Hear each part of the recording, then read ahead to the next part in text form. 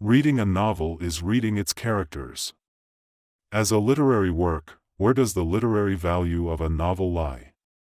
Unlike poetry, its literary value is embodied in the characters it portrays. Therefore, when we discuss novels such as Dream of the Red Chamber, we are essentially discussing the characters. So, reading a novel is essentially reading its characters. How do you write a novel, you ask? When I was a kid, I had this big dream of being a fancy literary writer, you know? I wanted to be a novelist, for sure. After reading tons of novels, I was totally moved and started dreaming that maybe, just maybe, I could be a novelist too someday. Then I figured, writing a novel takes some serious talent, like the knack for spinning a good yarn, right? It's gotta keep you on the edge of your seat, making it impossible to put down, right? That's what I thought back then, but later on, I realized I was way off base. Some novels are cooked up like this, where the whole story is all laid out, and it's like a big surprise package, you know? All the suspense is built right in, the story's all mapped out, and then the characters are thrown in to play their parts, right? First, the plot's all set, and then the characters are slotted in. That's one way to write a novel. But that's not real literary creation, you know? What's real novel writing all about? It's when the characters are so vivid in your mind that they practically come to life, you know? And then, as these characters start mingling and interacting, the whole story just unfolds naturally. It's not like some writers who plan out the plot first and then fit the characters in. But hey, those writers are seriously talented, no doubt. Let me tell you about this super skilled writer from Taiwan, Gao Yang. He's famous for his historical novels, right? There's this one called The Red Top Businessman, all about Hu Shuyan.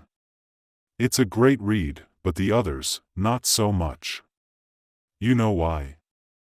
This guy was so good, he could write serialized novels for 3 different newspapers at the same time. He'd be chilling with a drink, and then bam. A call from a newspaper, hurry up and write, we're going to press. And he'd just start writing, no questions asked. How did he manage to write 3 novels at once? Because he had the whole plot and all the characters sorted out for each one.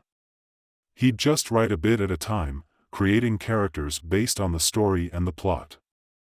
But the real deal in novel writing is when the characters drive the plot. Those works where you forget the characters as soon as you finish reading, and then the whole story slips your mind. You get hooked for a while, and then it's over, and you're like, man, what a waste of time, just like some of today's TV shows, right? Can you even remember how many characters there were? None of them stick in your mind. But the characters in Dream of the Red Chamber, they're unforgettable. So, reading a novel is all about getting to know the characters. In Dream of the Red Chamber, can you believe there are 421 characters? And that's not even including the ones who've kicked the bucket. Just the living ones add up to a crazy 421, but the real VIPs are only 12. Add Baoyu, and it's 13, right? The 12 Beauties of Jinling. So, let's focus on these 12 beauties. So, let's start by talking about Qin Keqing, who was the first of the 12 Beauties of Jinling to kick the bucket in Dream of the Red Chamber. She's also the only made-up character among the 12 beauties, meaning she wasn't described directly. Our understanding of Qin Keqing's character in Dream doesn't come from a direct description, but rather from her interactions with others or from what others say about her. This shows how skilled Chao Shuoqin was as a writer. He could create a character in a subtle way, yet still make us feel like Qin Keqing was a real person, right? That's some serious talent. The only character who was made up and also serves as a symbol, think about it, just from this we can see how skilled Chao Shuoqin was in writing about Qin Keqing. Now, let's talk about Wang Xifeng, she's so sharp and talented, right? Who did she really look up to? She's all sweet talk and flattery with Grandmother Jia, but that's just because Grandmother Jia is her boss, right? She's just sucking up to keep her own position, isn't she? Honestly, she might not even truly respect Grandmother Jia, right? People like her shouldn't have any friends, but she does. Who? Her only friend, Qin Keqing. So, you can imagine, if Qin Keqing wasn't so smart and capable, Wang Xifeng would never have respected her, let alone considered her a close friend. You can get an idea of what kind of person Qin Keqing is from this. Why do they say she's a symbolic character? Let's talk about the 5th chapter, when Baoyu goes on this trippy journey to the fantasy wonderland, right? So, during this wild trip to the land of illusion, he gets greeted by this fairy disenchantment. How did he even end up on this trip? Well, it all goes back to that year when Grandmother Jia, Lady Wang, and the gang took Baoyu to visit the Ning Palace. They went during the day, and by lunchtime, Grandmother Jia thought Baoyu should catch some Z's. Now, who's the best person to tuck him in among all the daughter-in-laws? Grandmother Jia always knew that Qin Keqing was the most suitable.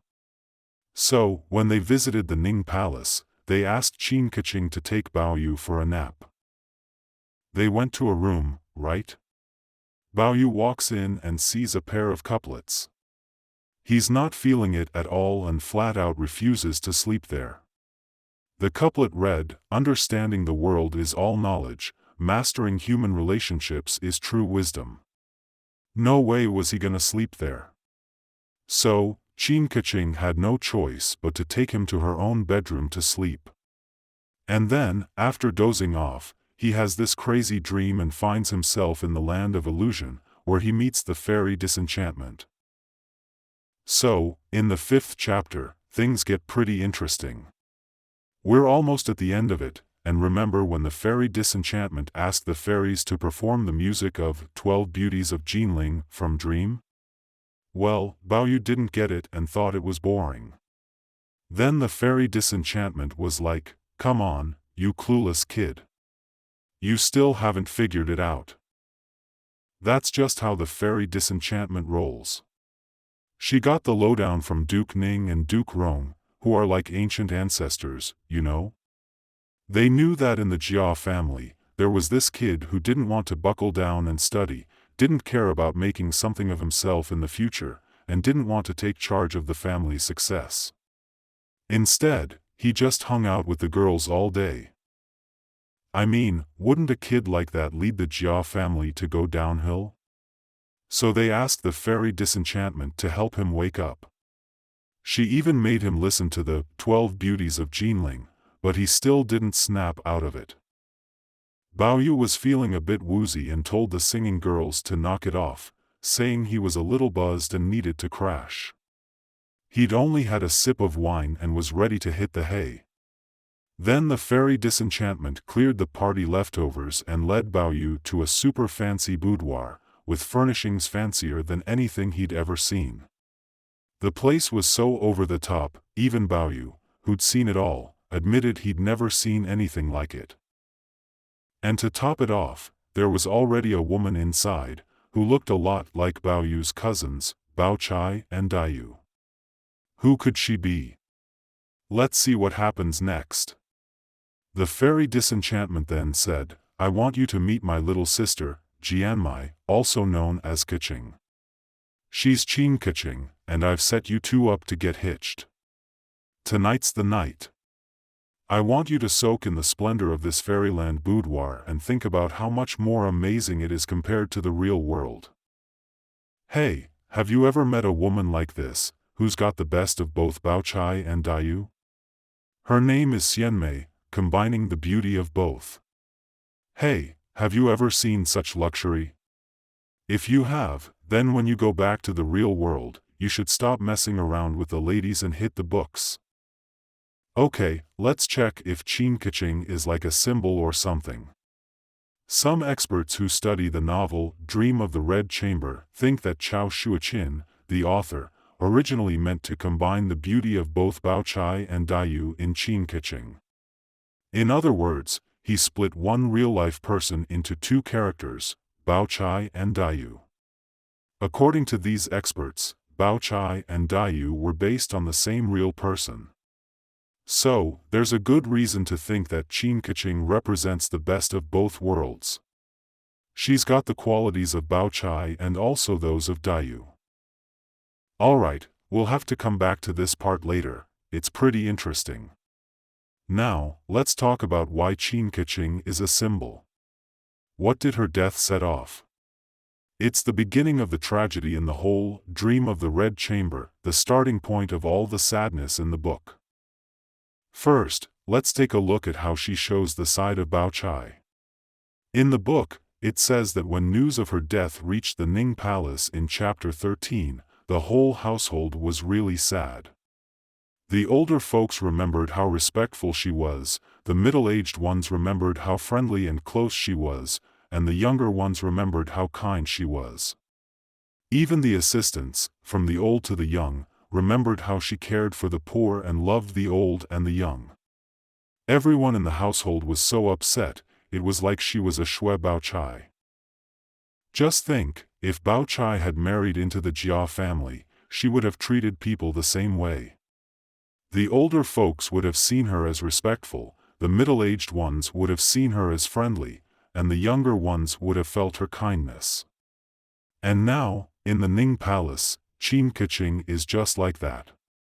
Everyone in the household loves her, which is something that Daiyu couldn't achieve. So, Qin Keqing has this side of Baochai.